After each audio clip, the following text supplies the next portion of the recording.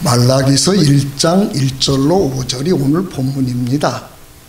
이 말씀을 통해서 사랑받읍시다 라는 말씀으로 같이 은혜를 나누겠습니다.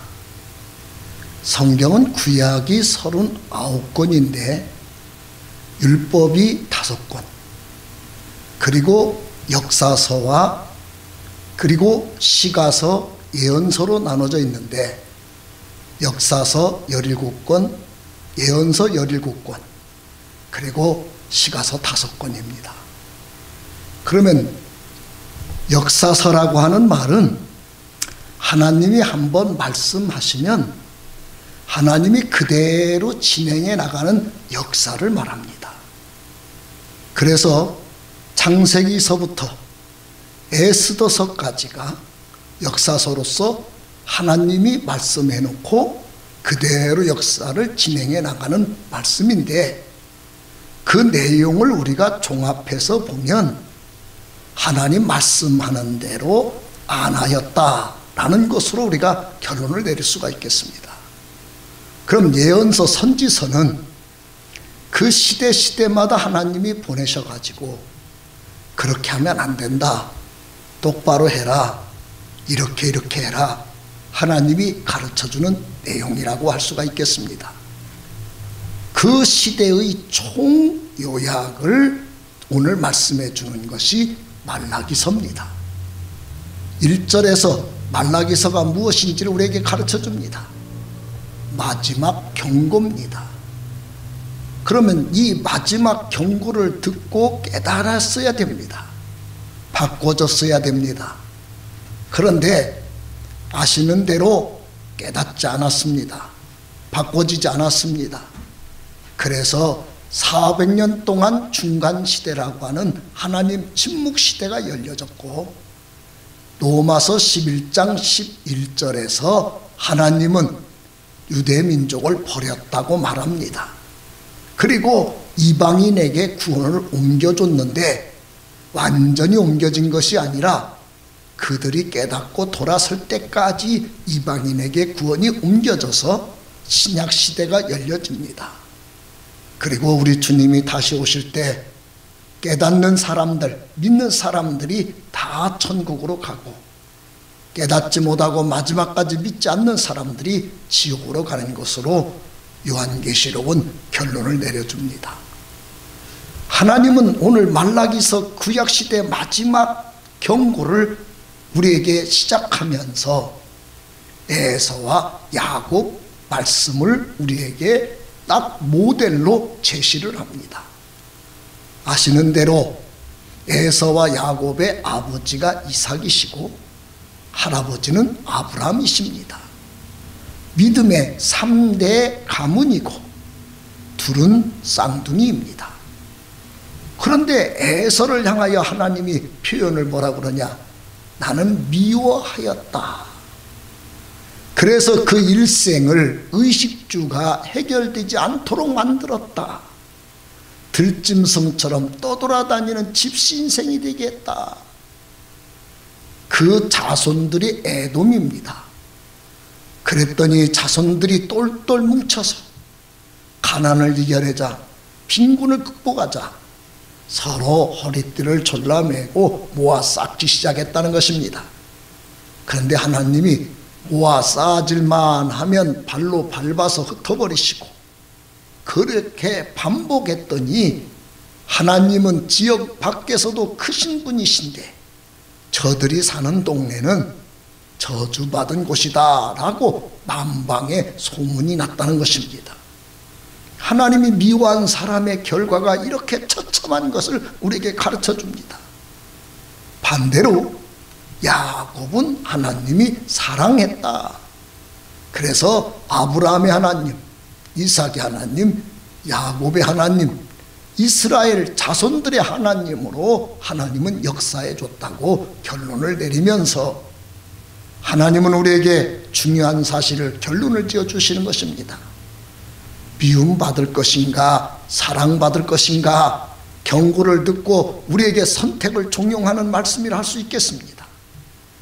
여러분, 하나님 앞에 미움받아서 내 당대가 의식주가 해결되지 아니하고 자손들까지도 이렇게 처참하게 수고의 땀방울을 거두지 못하는 인생을 살게 하실 것인지, 아니면 하나님 사랑받아서 자자손손 대대로 우리 하나님의 은혜가 강같이 흐를 것인지, 여러분은 어떻게 되기를 원합니까?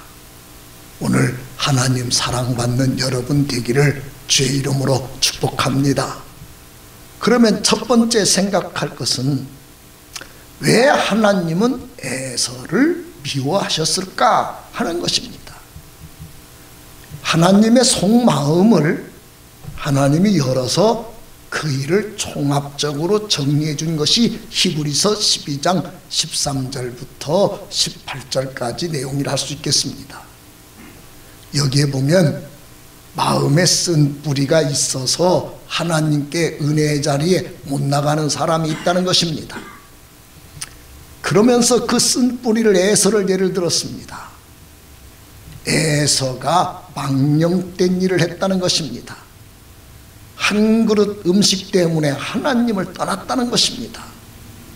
그랬더니 하나님께서 에서가 훗날 하나님께 울고 불고 매달리며 하나님의 은혜를 구하였지만 하나님은 그에게 회개의 기회를 주지 않았다.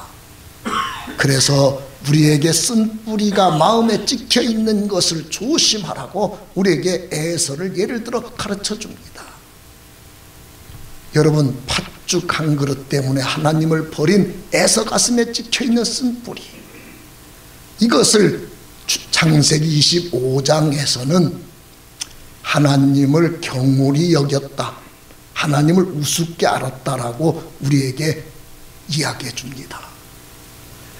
우리 마음을 하나님이 들여다보고 계시는 겁니다. 잘 신앙생활 하다가 결정적일 때는 하나님이 우스워지는 겁니다. 하나님보다 내 인생에 더 큰 것이, 더 위대한 것이, 더 좋은 것이, 먼저 내가 잡아야 될 것이 내 인생을 딱 지배하는 것입니다. 그런 일이 내 인생 앞에 딱 놓였다고 생각할 때 우리는 하나님도 버리고 교회 생활도 버리고 우리는 그곳에 집중하는 버릇이 있는 모습을 엿볼 수가 있습니다. 여러분 마음속에는 그 쓴 뿌리가 찍혀 있지 않든지 한번 점검해 보기를 원합니다. 여러분, 4.5하고 5.0이 있었다 그럽니다. 5가 4.5보다 0.5가 더 크잖아요. 그러니까 5는 4.5만 만나면 목에 힘을 줍니다. 그래서 항상 4.5를 부를 때 아주 하대하면서 부릅니다. 야, 4.5. 그러면 4.5는 5가 0.5가 더 크니까 굽신거리고 비굴해집니다. 어느 날 두 사람이 만났습니다. 5가 역시 부릅니다. 야, 4.5. 그랬더니 4.5가 그날따라 고개에 힘을 딱 주더니 왜 불러? 반말을 했습니다. 5가 당황했습니다. 야, 4.5, 나 5야. 그랬더니 이번엔 4.5가 어쩌라고? 반박을 했습니다. 5가 당황했습니다. 소리를 질렀습니다. 너 왜 그래? 나 5야. 그랬더니 4.5가 한마디 했다네요. 나 점 뺐어. 여러분, 4.5 점 빼니까 45가 됐습니다. 0.5가 크다고 큰소리치던 5가 그 앞에서 쩔쩔매게 됐습니다. 우리 마음속에 이 쓴 뿌리를 제거해야 됩니다. 하나님보다 먼저인 것, 하나님보다 더 큰 것, 하나님까지도 버릴 수 있는 용기를 주는 쓴 뿌리. 오늘 이 쓴 뿌리를 우리 마음속에 갖고 있기 때문에 하나님은 우리를 미워합니다. 오늘 여러분들이 하나님 앞에서 미움받을 수밖에 없는 쓴 뿌리를 다 제거하시고 이제는 하나님이 제일 좋은 사람으로 바꿔주시기를 주의 이름으로 축복합니다. 그럼 두 번째 생각해 볼 것은 야곱은 왜 하나님의 사랑을 받았을까 하는 것입니다. 여기에 대해서도 하나님이 속마음을 호세아서 12장에서 1절로 6절에 열어줍니다. 하나님이 야곱을 보면 세 가지가 늘 머릿속에 떠오른답니다. 첫 번째는 태어날 때 형 발 뒤꿈치 붙잡고 태어나는 장면이었습니다. 두 번째는 베델에서 하나님 만나자마자 돌을 세워놓고 어머니가 난생 처음으로 떠나는 야곱에게 준 기름병을 거기서 탁 깨서 하나님께 단을 쌓았다는 것입니다. 세 번째는 외삼촌 집에 가가지고 20년 만에 돌아오는데 형 에서가 400명 군대를 데리고 와신상담 기다리고 있을 때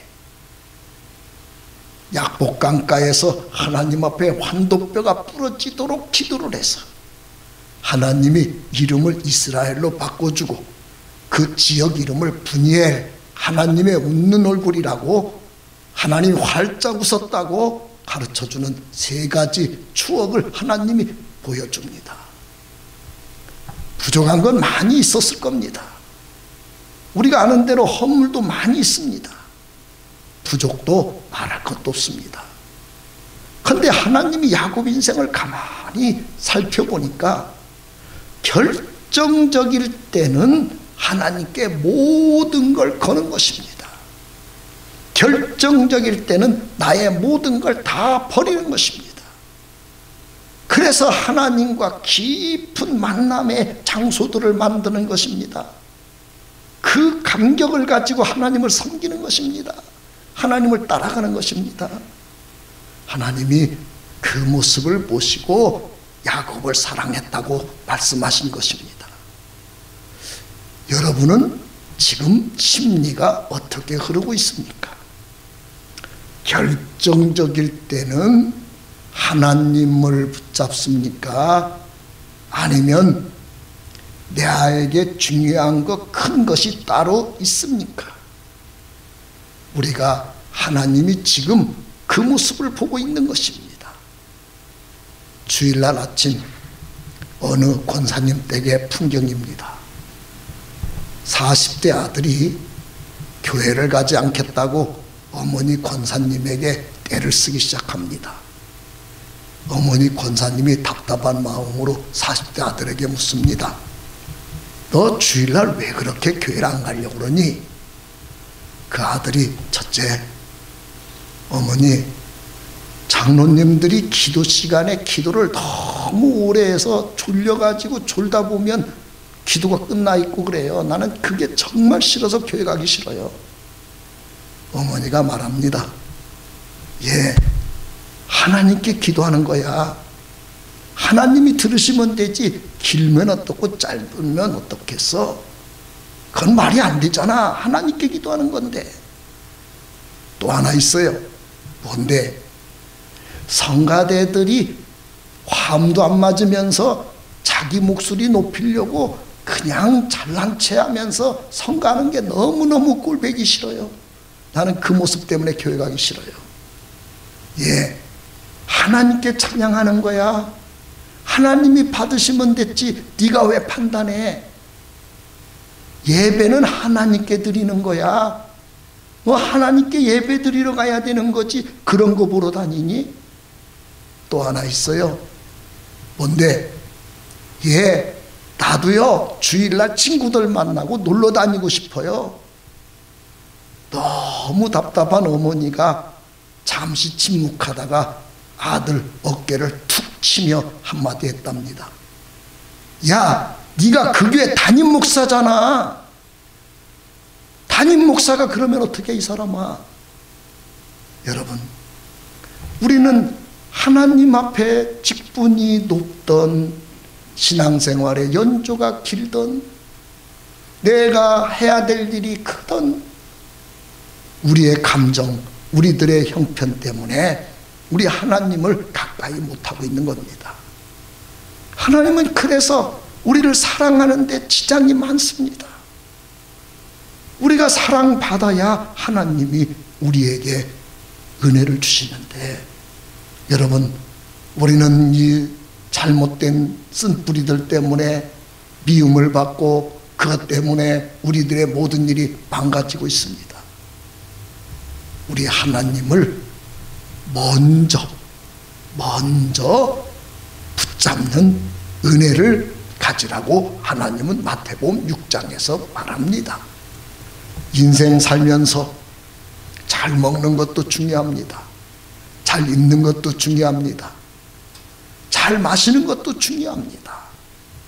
먼저 축복하겠습니다.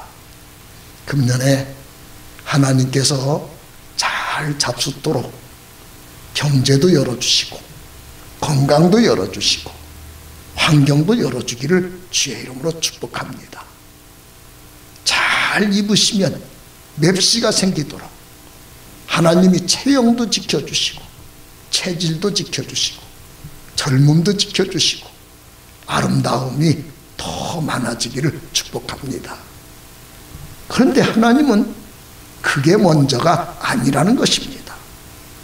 그의 나라와 그의 의를 먼저 구해야 된다는 것입니다. 그러면 하나님을 사랑하는 그 사람에게 하나님 사랑을 줍니다. 하나님을 사랑하면 하나님 사랑을 준다는 말은 표현을 바꾸면 하나님을 사랑하지 않는 만큼 하나님이 미워하는 것이고, 그러면 마귀가 가까이 하게 됩니다. 그래서 야고보서에서 우리에게 말합니다. 마귀는 대적해야 될 대상입니다. 하나님은 사랑의 대상입니다. 하나님 사랑하면 사랑이 오고 마귀를 대적해야 마귀가 떠나갑니다. 우리를 죽이고 멸망시키고 망하게 하는 마귀 역사가 주님 오실 날이 가까우면 우는 사자처럼 우리 인생을 지배하러 달려오게 됩니다. 얼마나 많은 사람들이 그 마귀 역사에게 농락을 당하고 있는지 모릅니다. 그래서 도적질 당한 것들이 얼마나 많은지 모릅니다. 멸망당한 일이 얼마나 많은지 모릅니다. 그런데 사람들은 그걸 마음 아파하지 않습니다. 우리는 마귀는 대적하십시오. 하나님을 사랑하십시오. 우리 마음속에서부터 내가 하나님을 사랑할 마음이 타올라야 하나님이 역사합니다. 그래서 하나님은 믿음, 소망, 사랑 중에 제일이 사랑이라고 말합니다. 고린전서 13장에서는 사랑하지 못하면 다 소용없다 우리에게 표현해 줍니다. 우리 사랑은 크게 두 가지입니다. 새 계명을 너에게 주노니 마음과 뜻과 성품을 다해서 우리 하나님 사랑하는 것이 첫째이고, 내 이웃을 내 몸같이 사랑하는 것, 이것이 두 번째 새 계명입니다. 이 사랑이 타오르면 하나님이 우리와 영원히 함께해 주십니다. 우리 하나님의 이 사랑을 여러분 충만히 받으셔서 우리 금년에는 하나님께 영광도 많이 돌리시되 하나님 사랑을 받는 야곱과 같이 되어서 여러분 모든 인생 속에 잘 되는 은혜가 있고, 하나님 미움받는 에서처럼 나도 망가지고 자손도 망가지는 일이 생기지 않는 은혜로운 한 해가 되기를 주의 이름으로 축복합니다.